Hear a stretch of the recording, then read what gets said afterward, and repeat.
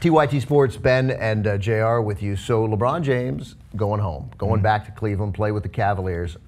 This is the first time in the history of sports that a significant marquee grade A professional athlete has used the phrase Northeast Ohio in a statement.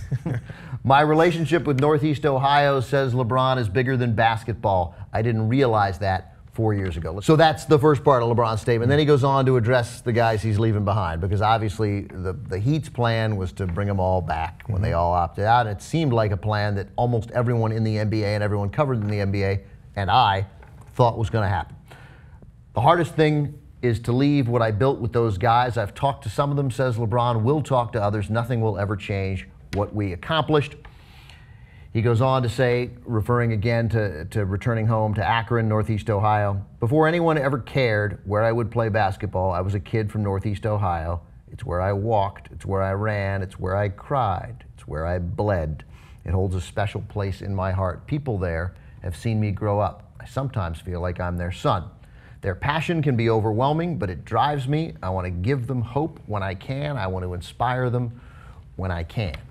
Now we have another video. You look like you're going to punch somebody. We have another video up where you rip on the notion of going home.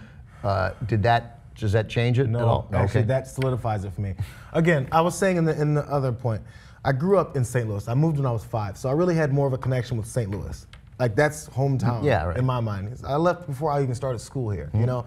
So thinking about going back to St. Louis, because I grew up there, I bled there. I dealt with racist police officers there. I was harassed. I went through the elementary to middle to high school, played all my sports, had my founding coaches that eventually took me to go run track at USC, all this stuff. I've been to St. Louis since 1996. I haven't been there. Okay, but I have family there. I have cousins. I have aunts, uncles. I have my grandmother there. I love family there. I have no desire to go back to St. Louis just so I can walk around those same shitty streets that I grew up near and reminisce on that same shitty 7-Eleven that I used to go to and play Mortal Kombat at with the only 50 fucking cents that I had. These aren't warm and fuzzy memories that he even outlined that he wants to go back to. I think it is reprehensible that you don't want to inspire the kids of St. Louis. Here's what LeBron, continuing his statement, said about Dan Gilbert. And of course, significantly, there were a bunch of stories this morning that the letter before LeBron signed this morning Pacific time, before LeBron agreed to return to the Cavaliers, that the letter was still an issue, which I found to be the dumbest story ever, because how could it be breaking in 2014 that the 2010 letter that Dan Gilbert wrote, like LeBron all of a sudden was like, somebody sent him an email, was like, hey, don't remember that letter? Oh, that guy was such a dick. I was working on my core energy strength, so much that I'd forgotten all about it. Yeah, I forgot that letter. So he says this, I've met with Dan, meaning Dan Gilbert, face to face, man to man, we've talked it out. Everybody makes mistakes. I've made mistakes as well. Who am I to hold a grudge? Well, I tell you, I'm reading that statement cold for the first time. I like that statement because while he takes some responsibility, he's putting most of that on Gilbert. Because I'm letting it go because there was something for me to have a grudge for. Right. I had a legitimate reason to hold a grudge, and I've decided, I'm me, and I've decided to let it go. I've made some mistakes too. But how weird was it that Gilbert left that letter up for 4 years? I mean, you'd think because he got fined by the NBA, by David Stern, you'd think like, okay, you'd take it down. But apparently, I mean, it wasn't featured, but you could find it in the Cavs site. He's a bullheaded person. It's his way, and I think it's the way a lot of people who become successful and end up being part of an ownership group probably are.